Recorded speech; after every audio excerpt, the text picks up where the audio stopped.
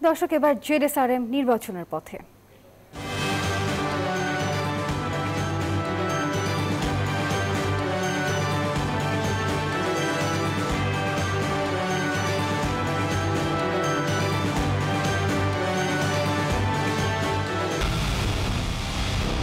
পুরো দেশের মুখে হাসি ফোটাতে নিজেকে হতে হয় স্ট্রং, আর মনোবল হতে হয় স্পার্ক জিরো। জেডএসআরএম 25 বছরের পথ চলায় নিরাপদে রাখার প্রত্যয়ে। সোহাগ, আপনি যে রাকসু নির্বাচন হচ্ছে তার খবর জানাচ্ছিলেন, এবং এর পাশাপাশি কিন্তু জাতীয় নির্বাচন যতই ঘনিয়ে আসছে ঠিক ততই সরগরম হয়ে উঠছে এখন রংপুরের রাজনীতির মাঠ। আর সব দলের প্রার্থীরাই এখন সবুজ সংকেত পেয়ে মাঠ চষে বেড়াচ্ছেন এবং দিচ্ছেন নানা প্রতিশ্রুতিও। তবে যে প্রার্থী সৎ, সেই সাথে দুর্নীতিমুক্ত, উন্নয়নের পাশাপাশি বৈষম্য দূর করবে, তাকেই ভোট দিয়ে নির্বাচিত করতে চান উন্নয়ন বঞ্চিত রংপুরের ভোটাররা। দর্শক, রেজাউল করিম মানিকের তথ্যচিত্রে বিস্তারিত ডেস্ক রিপোর্টে। স্বাধীনতার পর থেকে প্রতিটি জাতীয় নির্বাচনে রংপুরে দেখা গেছে ভিন্ন ভিন্ন ধারা ও প্রবণতা। কখনো আওয়ামী লীগ, কখনো জাতীয় পার্টি, আবার কখনো বিএনপি জামাত প্রার্থীদের উত্থানে বদলে গেছে রাজনৈতিক সমীকরণ।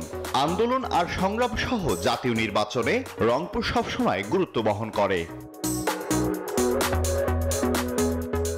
রংপুর জেলায় 6টি সংসদীয় আসন। এ জেলার মোট আয়তন 2400.56 বর্গ কিলোমিটার। জেলায় মোট ভোটার সংখ্যা 24,30,368 জন। এর মধ্যে পুরুষ ভোটার 12,12,449 জন, নারী ভোটার 12,17,901 জন এবং তৃতীয় লিঙ্গের ভোটার 18 জন। গঙ্গাচড়া উপজেলা নিয়ে রংপুর 1 আসন, রংপুর 2 আসন তারাগঞ্জ ও বদরগঞ্জ এলাকা নিয়ে গঠিত। রংপুর সদর ও সিটি কর্পোরেশনের একাংশ নিয়ে রংপুর 3 আসন, কাউনিয়া ও পীরগাছা এলাকা নিয়ে রংপুর 4 আসন, মিঠাপুকুর উপজেলা নিয়ে রংপুর 5 আসন, সবশেষ পীরগঞ্জ এলাকা নিয়ে রংপুর 6 আসন হিসেবে বিবেচিত। মঙ্গাপীড়িত এলাকার তকমা থাকা রংপুরবাসী সবসময় বৈষম্যের শিকার।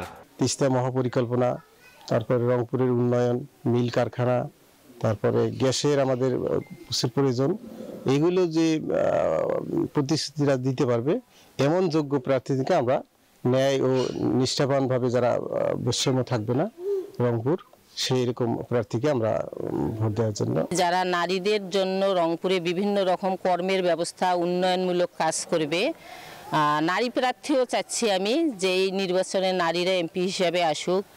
এদিকে নির্বাচনের সময় ঘনিয়ে আসায় নিজ নিজ এলাকায় প্রচার প্রচারণায় ব্যস্ত সম্ভাব্য প্রার্থীরা। আমাদের এই অঞ্চলের মানুষেরা দীর্ঘ সময় ধরে নানা ধরনের উন্নয়ন বৈষম্যের শিকার হয়ে এসেছে।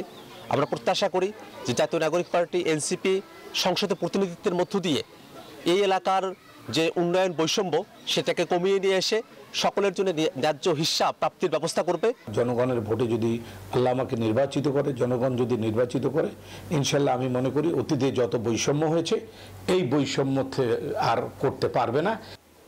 সবচেয়ে বড় টার্গেট হলো তিস্তা মহাপরিকল্পনা বাস্তবায়ন হবে ইনশাল্লাহ, এবং এই এলাকাটাকে এটা দ্বিতীয় মালয়েশিয়া, এটা যেভাবে একটা এমপির কাজেই তো আসলে জনগণের কল্যাণের জন্য যে কোনো প্রজেক্টকে হাত দেওয়া, এটা আমার একটা বড় ধরনের টার্গেট।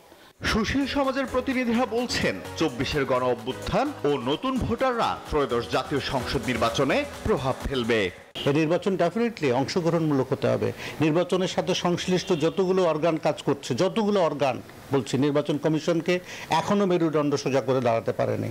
নির্বাচন কমিশনকে সাংঘাতিক শক্তভাবে মেরুদণ্ড শক্ত করে দাঁড়াতে হবে।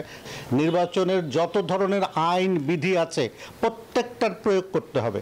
একদিকে নির্বাচনের প্রস্তুতি নিতে শুরু করেছে প্রশাসন, অন্যদিকে মাঠে সজাগ রয়েছে আইন শৃঙ্খলা বাহিনী। একই সাথে চলছে ঝুঁকিপূর্ণ এলাকা চিহ্নিত করার কাজও। আলহাদি খান, ডেস্ক রিপোর্ট, নিউজ 24।